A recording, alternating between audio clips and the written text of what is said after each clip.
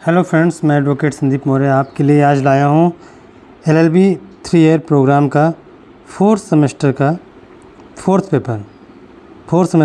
Paper है CPC second paper, civil procedure code and law of limitation second. तो ये total 70 number का है। 5 क्वेश्चन करने हैं 10 क्वेश्चन में से, तो प्रत्येक क्वेश्चन हुआ 14 नंबर का। टाइम है 3 नंबर का। विशिष्ट उत्तरीय क्वेश्चन है। तो देखते हैं फ्रेंड्स, इसका पहला क्वेश्चन कौन सा आया हुआ है। फ्रेंड्स, पहला क्वेश्चन है, सिविल प्रक्रिया संहिता 1908 की धारा 33 प्रावधानित करती है, न्यायालय मामले की सुनवाई हो चुकने के पश्चात निर्णय सुनाएगा और ऐसे निर्णय के अनुसरण में डिक्री होगी। संहिता के आदेश XX का मतलब होता है 20 के अंतर्गत प्रक्रिया की व्याख्या कीजिए। आदेश 20 के अंतर्गत प्रक्रिया की व्याख्या कीजिए। तो फ्रेंड्स, दूसरा क्वेश्चन है, describe the various modes of execution of decree under civil procedure code 1908। Civil प्रक्रिया संहिता 1908 के अनुसार डिक्री के निष्पादन के विभिन्न प्रकारों का उल्लेख कीजिए। थर्ड क्वेश्चन है फ्रेंड्स, किन परिस्थितियों में निर्णीत ऋणी को डिक्री के निष्पादन के लिए गिरफ्तार और निरोध किया जा सकता है? इस प्रकार की गिरफ्तारी और निरोध की अधिकतम अवधि क्या होगी? In what circumstances a judgment debtor may be arrested and detained for the execution of a decree? What is the maximum period of such arrest and detention? चौथा है friends, explain the object and procedure of the attachment of the property of a judgment debtor under execution of a decree.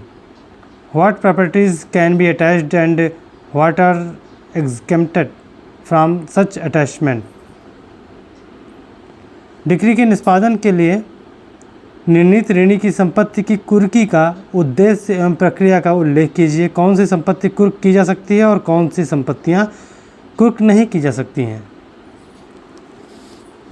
Friends, पांचवा question है, what do you understand by substantial question of law on which second appeal lies in the high court under section 100 of the CPC 1908? विधि के सारवान प्रश्न से आप क्या समझते हैं जिस पर सिविल प्रक्रिया संहिता की धारा 100 के अंतर्गत उच्च न्यायालय में द्वितीय अपील की जा सकती है?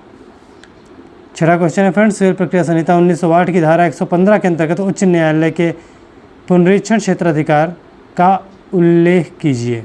Describe revisional jurisdiction of high court under section 115 of the CPC 1908। Describe, seventh question है friends, describe when a reference can be made by the subordinate court to the high court under section 113 of the CPC 1908। Civil प्रक्रिया संहिता 1908 की धारा 113 के अंतर्गत अधीनस्थ न्यायालय द्वारा कब उच्च न्यायालय को निर्देश दिया जा सकता है? स्पष्ट कीजिए। आठवां क्वेश्चन है friends, explain the sufficient cause for not preferring an appeal on making an application within prescribed time for the appellant और applicant under section 5 of the limitation act 1983। परिसीमा अधिनियम 1983 की धारा 5 के अंतर्गत किसी भी अपील या आवेदन जो विहित समयावधि में नहीं किया गया है के लिए अपीलार्थी या आवेदक का पर्याप्त हेतु समझाइए। फ्रेंड्स, नाइन्थ क्वेश्चन है, point out the distinction between following. पहला है second appeal and revision and B है रेफरेंस एंड रिव्यू। निम्नलिखित में अंतर बताने हैं, इंगित कीजिए। आ है द्वितीय अपील और पुनरीक्षण, बा है निर्देश एवं पुनरावलोकन।